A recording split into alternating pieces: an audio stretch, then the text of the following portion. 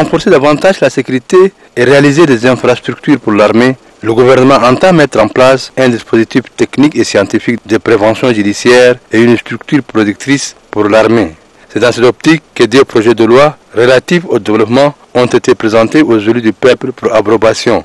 Il s'agit du projet de loi portant création d'un observatoire de la violence, de la prévention de la criminalité et de la déontologie policière et le projet de loi portant ratification de l'ordonnance portant création d'un office national des génies militaires et de la production. Concernant le projet de loi sur la sécurité, les députés se sont interrogés, entre autres, sur la manière de recrutement sélectif des éléments de la police nationale, la sécurité de la population et l'application de loi de l'état d'urgence. Très réceptifs à leurs préoccupations, les ministres délégués à la présidence chargés de la défense nationale, de la sécurité, des anciens combattants et des victimes de guerre, Mohamed Abali Salah, répond en ces termes.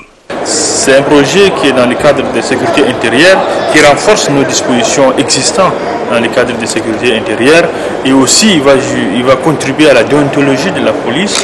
La sécurité intérieure, c'est quelque chose qui est très important et je pense que ce qui a été apprécié par les députés. Donc c'est un de plus. Ces réformes entrent dans le cadre aussi des forums inclusifs où toute la population tchadienne a émis des recommandations sur la gestion de sécurité intérieure.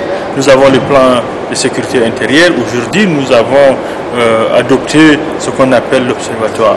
Selon le ministre, le projet de loi relatif à la création d'un office national des génies militaires et de la production permettra à l'armée de contribuer au développement socio-économique du pays. À travers cette structure, nous pouvons